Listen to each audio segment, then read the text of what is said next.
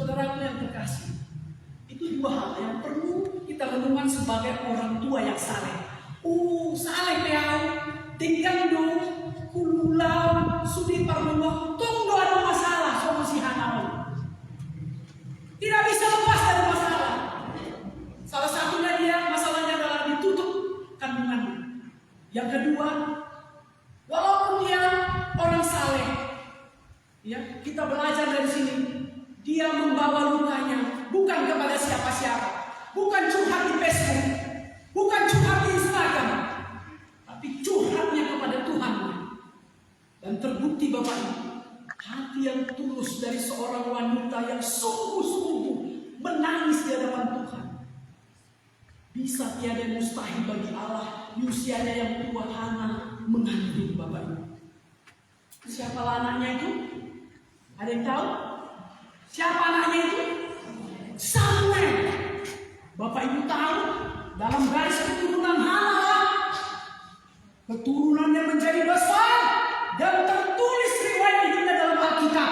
Tapi sayang sekali istri yang kedua itu, keturunan dari Penina, tidak ada tercatat di dalam Alkitab. Walaupun hidupnya begitu sangat enak dibuat bapaknya, manja semuanya, tapi tidak ada terbaca keturunan itu dalam Alkitab. Luar biasa Bapak. Hati yang luar biasa. Bukan hanya dia perempuan-perempuan seperti ini. Ada lagi perempuan siapa itu? Elisabeth. Elisabeth juga berdoa berpuasa sehingga dia mendapat juga keturunan di usia yang tua. Siapa lagi? Abraham, istrinya si Sarah di usia 95 tahun. Bahkan sampai ditertawakan. Itu sebabnya namanya si Ishak. Ishak artinya tertawa. Saudara, tiada mustahil bagi Allah.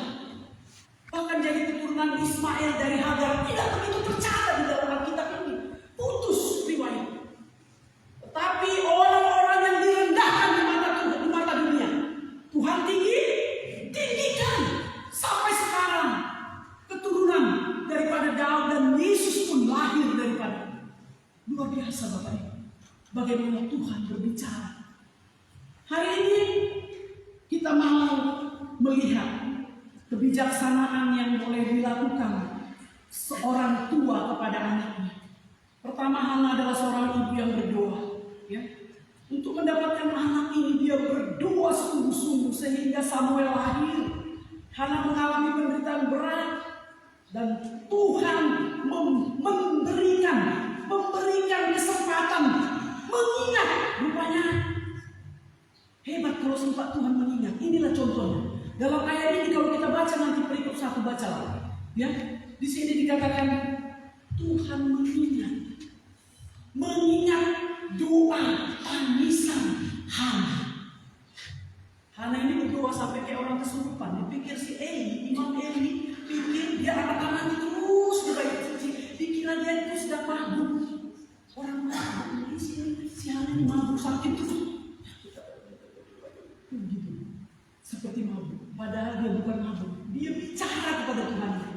Saudaraku yang terkasih dalam Yesus Kristus, ternyata katanya Tuhan mengingat. Bayangkan. Ingat Tuhan. Justru saya pikir memang banyak kan. Banyak yang harus diingat Tuhan. Banyak kali. Bayangkan banyaknya manusia ini kalau minta semua. Bayangkan coba. Kan bukan si Hana aja yang minta. Banyak kali. Tapi tiba-tiba katanya Tuhan mengingat doa Hana. Luar biasa ya. Luar biasa Tuhan Yesus. Tuhan kita. Dia bukalah rahimnya dan dia mengandung. Saudaraku yang terkasih dalam Yesus Kristus. Luar biasa sekali. Kenapa itu? Karena berdoa. Bapak Ibu, doakan anak-anak setiap hari. Doakan pasangan hidupmu setiap hari. Doakan masa depan keluarga. Jadikan rumah kita mesbah tempat kita berdoa. Kita tidak bisa Bapak Ibu berjalan tanpa kekuatan Tuhan. Ingat, semua harus kita serahkan kepada Tuhan. Biar Tuhan yang atur semuanya hidup kita. Tuhan atur masa depan kita. Karena kekuatan kita terbatas. Saya sudah sering cerita sama PWI, P3M juga. Saya sudah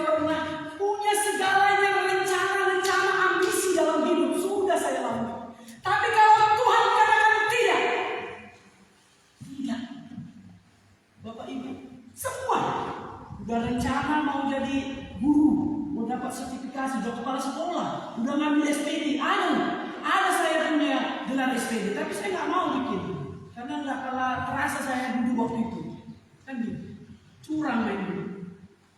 Saudaraku yang terkasih, saya sudah upayakan semua, les salon sudah, menjahit sudah, beternak 400 ekor ayam sudah, semua mau saya pikirkan untuk anak saya, tapi secara dunia saya berpikir dengan kekuatan saya, kemampuan saya mengandalkan semua diri saya pribadi. Sampai-sampai waktu saya mengambil ikan perut ikan itu setiap hari harus dipajak. Setiap hari mengumpulkan kopean saya demi perjuangan anak di padang Tuhan. Saya menatap ke langit, menangis saya. Tuhan, sampai berapa lama saya lakukan hal ini? Ternyata tidak berapa lama, memang di stop Tuhan. Sakit saya sakit. Sesak napas, paru-paru itu rusak. Kata dokter setelah di ronsen, berangkat ke Medan, cek lagi, ternyata sama. Kenapa begini paru-paru ibu? Ibu aktivitasnya di mana? Saya bilang, saya sering di kandang ayam Pak. Mulai sekarang tidak boleh lagi masuk ke kandang ayam. Ini paru sudah kotor berat, rusak. Akhirnya stop lah kan, seperti yang saya bilang. Sampai berapa lama Tuhan? Saya begini. Oh, dijawab Tuhan, selesai. Tapi apa ayam-ayam? Jual cepat lah, nggak ada untung. Capeknya di awal ya kan? Enaknya di part 33. Lojanya di awal, enaknya di part 33. Diborong habis cepat sama orang itu. Mau mandu buat tol, kan? Mantap, ya kan? Luar biasa. Memang nggak ada yang mati kecuali berantem. Hanya karena berantem, jangan terlambat kasih makan. Mati langsung buat kawannya. Saudaraku, itu pikiran manusia saya, ambisi saya. Maka jadi orang tua katanya tadi bukan hanya sibuk memikirkan dengan kerja keras, siang malam kita pikirkan hanya untuk mengisi lubung kita besar, segalanya lubung kita besar. Ternyata kalau tidak kata Tuhan, sia-sia semuanya. Yang saya lakukan sia-sia. Setelah saya sudah sakit, saya tahu hidup itu sangat berharga. Saya mensyukuri. Saya tanya Tuhan, untuk apa sekarang Tuhan? Kepala sekolah berhenti, semuanya harus berhenti. Untuk apa sekarang? Saya pernah agen-agen rumah juga sudah.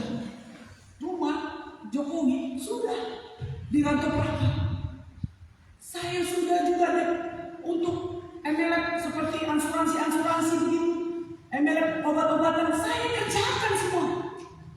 Agent prudensial, agent AMS. Tapi akhirnya kan bangkrut, nggak bisa kan? Pindah kepada sebuah tidak kata Tuhan, habis tidak ada, semua sia-sia. Kalau tidak kata Tuhan, saudaraku yang terkasih dalam Yesus Kristus, itu sekilas orang tua yang mengandalkan pikiran, haduan portigi, kekuatan saya sebagai orang muda. Baru saya sadar, nggak selamanya saya kuat. Baru sekarang saya syukuri, luar biasa yang dikasih Tuhan. Kemarin saya ulang tahun 49 tahun.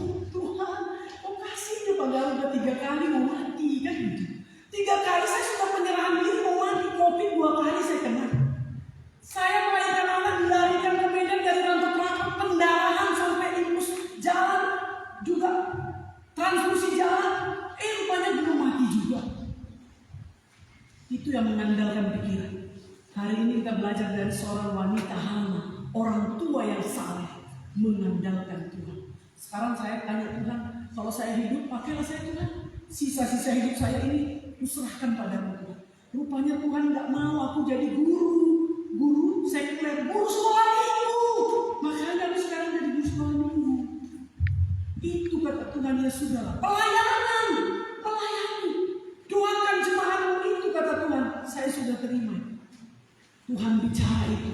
Kalau Tuhan pakai aku hari ini bukan karena kekuatanku, tapi karena kasih karunia Tuhan masih mengizinkan saya hidup sampai saat. Makanya kami sering cerita, kalau aku meninggal Pak Pendeta di luar ya nggak apa-apa, kan sering saya bilang. Ini alasannya, saya sudah tahu diri ada sakit saya. Tapi kata Pak Pendeta, wajarlah duluan katanya kan gitu. Saya nggak tahu lah, benar atau enggak ya. Tapi kan itu perkara mati kan perkara yang di atas. Yang penting kita akan nikmati hidup. Jadi sekarang momen-momen hidup ini saya akan nikmati betul. Kebersamaan saya bersama Pak Pendeta, saya nikmati betul. Harus saya syukuri karena semua akan berakhir. Maka tidak boleh kita hilangkan kesempatan peluang yang diberikan Tuhan. Kita harus syukuri peluang ada kebersamaan ini. Masih ada kehangatan karena besok-besok sudah dingin. Bisa, kalau sudah mati dingin Bapak Ibu. Tengok, kalau sudah mati terdadak mati nyaris. Bicara dengan pakai kesempatan ini. Syukuri dan nikmati. Kalau Tuhan memakai kita hari ini, ya, syukuri, nikmatilah apa yang Tuhan berikan. Jangan mangut-mangut, jangan lagi mengeluh, jangan takut, jalani aja. Saya pun tidak tahu, Tuhan jalani aja. Ternyata Tuhan sendiri yang bekerja. Aku pun tak tahu dari mana Tuhan tolong saya. Semuanya berjalan dengan baik. Bapak ibu saya kena COVID di Padang Sidempuan, hanya taruhkan di Facebook aja langsung rekening saya berisi 14 juta. Dari setiap penjuru jemaat-jemaat yang sudah saya layani minta nomor rekening saya, bayangkan. Ada mungkin. Kalau pikiran saya tak mungkin lah ini, sudahlah mati lah ini. Sebentar lagi mati lah ini. Dari mana vitamin apa segala macam, suplemen segala macam. Tapi tiada mustahil bagi Allah. 49 tahun sekarang berjalan mau 20. Aku tidak tahu, jalani saja. Mau Tuhan atur apa, aturkan Tuhan. Saya akan lakukan. Ready di sini. Itulah iman saya. Bapak Ibu, itulah Hana. Berdoa. Yang kedua, Hana mengaku bahwa semuanya berasal dari Tuhan. Tuhan telah memberi kepadanya apa yang dimintanya bertahun-tahun. Samuel lahir. Hana berkata, ini hasil perjuangan. Bukan berkata ini hasil perjuanganku, tetapi ini adalah hasil dari doa. Di ayat 27. Tuhan telah memberikan kepadaku apa yang kuminta dengan tulus. Itu kata Hana. Maka Bapak Ibu, Hana tahu diri dia. Kalaupun ada si Samuel, bukan jadi dia sombong. Kita kan kadang gitu. Waktu minta, ya kan? Oh, cocok dia, tangis terus, tangis. Sapu tangan pengen marahin dua, kan gitu. Tapi sesudah dapat, kita lupa semua. Minta keturunan dapat, lupa. Ada gitu. Minta keturunan bertahun-tahun berdoa kepada pendeta. Bayi tabung ke Penang berhasil. Siap itu dibilang pendeta, Inanglah dulu melayani ya. Inanglah jadi bendahara di gereja ini. Langsung bilang, janganlah dulu sama pendeta. Aku kan mau merawat anakku ini. Itu kata dia. Langsung Pak Pendeta berpikir, Inang ingat, anak itu dari Tuhan. Kemarin kita sungguh-sungguh berdoa bersama untuk mendapatkannya. Hari ini Tuhan mau pakai Inang. Kemampuan Inang ada di bidang ini. Kenapa nggak bisa sisihkan waktu? Nantilah dulu lama nanti. Ini kesaksian benar ya. Saya nggak usah bilang tempatnya. Tempat saya melayani ini. Dia nggak mau waktu itu. Diingatkan selalu, diingatkan. Bapak Ibu yang terkasih, kita jangan seperti itu. Kalau pas minta kita terus. Tiba Tuhan minta pakai waktu kita. Apapun itu kita diminta Tuhan. Terus banyak kali alasan. Aduh Tuhan, ini masih ini baikku Tuhan. Dikontrol semua. Jadi bohong sama nomor 33 kan. Jam 4 pagi. Bodoh. Dipakai hari sih. Bodoh kan gitu. Bisanya bangun. Kalau udah Tuhan yang memberkati. Nah, ketawa Opung Bastian. Berarti pengalaman dia. Digendongnya anaknya di belakang. Nomor 33 dia pepeak kan di Malaysia. Tongi mana jualan. Bergadu toh. Kan? Bergadu. Siapa yang merawat itu Bapak Ibu? Tuhan. Padi ditanam Opung Dion. Apa Opung Dion yang kasih hujan? Opung Dion yang kasih pupuk. Opung Dion yang mengapa? Mau menambahkan pertumbuhan setiap malam. Bisa tambah-tambah di daunnya. Lama-lama keluar benihnya, padinya muncul. Ada Opung Dion malam-malam. Kau bentuk padi itu? Tidak, kan mekel mana? Daun. Olah nama peakan mahita kita nai. Borninai Tuhan bakare dulu sudah. Jadi harus kita sadar, harus kita mengaku segalanya berasal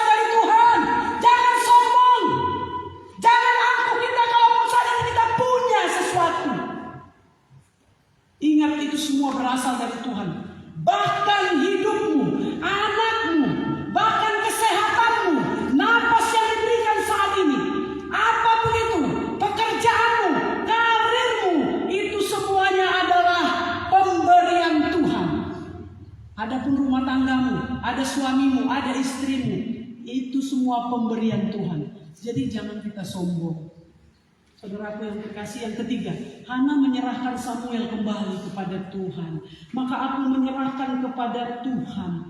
Inilah bagian yang luar biasa dari perikop ini. Banyak orang mampu meminta berkat kepada Tuhan, tetapi sedikit yang rela menyerahkan berkat itu kembali kepada Tuhan. Samuel adalah anak yang sangat dinantikan. Namun setelah didapatkan, Hana telah menepati janjinya. Dia berkata, setelah kusapi anak ini. Berarti kalau setelah disapi, di sana katanya di Israel kuno tradisinya 2-3 tahun cerai susu dari ibunya. Bayangkan Bapak Ibu, umur 3 tahun, kita buatlah maksimal 3 tahun. Hana berangkat ke bait suci, ke Silo, dia serahkan Samuel ke bait suci. Bayangkan, coba kita bayangkan Bapak Ibu. Luar biasa sih. Bapak Ibu, bukan berarti kita punya anak semua mau jadi pendeta di surga, tidak. Ya, kalau Pak Pendeta ini memang ngajar ini. 4 itonya perempuan semua. Lalu si matua saya pendeta dulu berdoa, Tuhan kalau ini laki-laki akan kupersembahkan untuk melayani di gereja. Jadi dia terus dipujuk-pujuk jadi pendeta. Dia nggak mau jadi pendeta. Bapak pendeta ini nggak suka sebenarnya profesi ini gitu loh, ya. Tapi terus setahun dia nganggur, luntang-lantung di Medan. Tapi tetap didoakan, diingatkan oleh orang tuanya, kemanapun kau pergi tidak bahagia, karena sudah didoakan kau dari kandungan harus jadi pendeta. Berangkatlah Amang, dipujuk-pujuk, maulah. Di sana pun tidak kalah serius dia waktu itu, karena bukan kemauannya. Tapi saudaraku luar biasa, saya pikir banyak sekali perubahan-perubahan yang terjadi Tuhan berikan kepadanya, yang tidak mungkin. Dia bukan orang yang begitu pandai sekali berkata-kata seperti ya si Musa juga begitu kan. Tapi Tuhan lengkapi semua. Tuhan memberikan semuanya sampai saat ini bisa seperti ini. Saya pikir penyertaan Tuhan luar biasa baginya. Yang tidak mungkin bagi manusia, mungkin bagi Allah. Amin. Bapak Ibu yang terkasih dalam Yesus Kristus, anak yang dinajarkan sama dengan juga Samuel anak dinajarkan, dan pisau cukur pun tidak menyentuh rambutnya. Benar-benar setelah disapi diserahkan kepada bait Allah dan dia dibesarkan di bait Allah. Samuel dibesarkan di bait Allah. Apa yang terjadi? Samuel itu adalah menjadi seorang imam yang luar biasa. Bahkan dialah yang menabalkan raja pertama Israel, yaitu siapa pertama? Saul. Setelah itu siapa lagi? Daud. Sampai 2 raja itu dia sendiri yang mengurapi. Samuel sendiri. Luar biasa sekali kuasa yang diberikan Tuhan kepada Samuel. Samuel bekerja di bait Allah, dia mengenali Allah, dia terus-menerus menggeluti bagaimana hidup di dalam Tuhan, saudaraku. Karena dia diserahkan ibunya sepenuhnya untuk kerajaan Allah. Bapak Ibu yang terkasih, bukan semua Bapak Ibu punya anak mau suruh jadi pendeta kayak mertua saya, Pak saya kan? Enggak semua. Ya. Boleh mengajar, boleh menjadi pendidik yang benar. Ya, menjadi guru yang benar, menjadi apa? Misalnya kita bisa menjadi seorang dokter yang benar, misalnya menjadi pengacara yang benar, menjadi apa lagi? Banyak profesi-profesi yang lain. Tapi betul-betul seturut kehendak Tuhan. Anak-anak kita ini kita doakan menjadi orang yang baik. Tapi harus dilengkapi, ini harus cinta dengan Tuhan. Kalau tidak menjadi anak-anak yang sombong ini nanti. Berhasil dia, tapi sombong. Berhasil dia, tapi dia angkuh. Merasa dirinya semua ini berasal dari kekuatan dirinya. Akhirnya Bapak Ibu, dia punya harta pun. Karena manajemen dia tidak baik. hancur semua harta itu. Makanya moralnya harus diberikan sejak sini. Ibu-ibu harus terus berdoa untuk anak-anak kita ini. Berdoa terus menerus dan tetap membimbing mereka. Tidak cukup hanya memberi pendidikan kepada mereka, tapi moralitasnya harus kita jaga mulai sekarang. Karena itu aset. Sebab kalau hanya skillnya, hanya talentanya yang cemerlang, tapi dia tidak punya hati nurani yang baik, tidak punya integritas yang baik, maka dia itu akan lenyap lama-lama. Banyak pun hartanya, tapi dia tidak akan menjadi orang tua yang bijaksana nanti. Peranglah anak-anaknya ini, perang semua, gila harta semuanya. Masih bunuh-bunuhan malah dua mati, masuk penjara sebagian. Satu lagi masuk ke tanah narara, ya kan? Itulah orang tua yang tak saleh. Mana aset itu namanya? Begitu capeknya kita menyekolahkan itu berjuta-juta, ratusan juta, puluhan juta. Mari sulit. Jadi ibu-ibu jangan bangga kali kalau banyak duit menyekolahkan anak, tapi banggalah kau kalau anak-anak ini sudah dilengkapi ini dengan iman yang baik. Betul-betul bertumbuh dalam iman yang teguh. Pelayanan sungguh-sungguh. Kalian harus pelayanan sungguh-sungguh. Jangan main-main. Percayalah kalau main-main ya kalian, hanya topengnya gereja ini, lihatlah nanti hasilnya. Kau akan merasakan. Karena di mata Tuhan tidak ada yang boleh berpura-pura. Semua terang-terangan. Ya, ingat itu. Kalau mau kau sukses, bahagia hidup, diberkati Tuhan keturunanmu, dan tidak sengsara kau masa tuamu, datang kepada Tuhan, lakukan pekerjaan-pekerjaan yang benar di hadapan Tuhan. Jangan main-main di dalam Tuhan. Saudaraku, penyerahan kepada Tuhan menghasilkan berkat yang besar. Samuel kemudian menjadi nabi besar Israel. Ia mengurapi Saul dan Daud sebagai raja. Samuel menjadi alat Tuhan yang luar biasa. Tidak disangka-sangka, wanita yang dihina-hina menjadi ibu yang terpandang. Anaknya berhasil tercatat namanya di dalam buku kerajaan surga.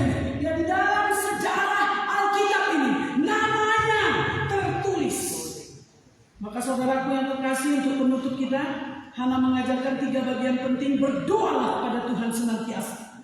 Akuilah bahwa semua berkat berasal dari Tuhan. Yang ketiga, serahkan kembali hidup.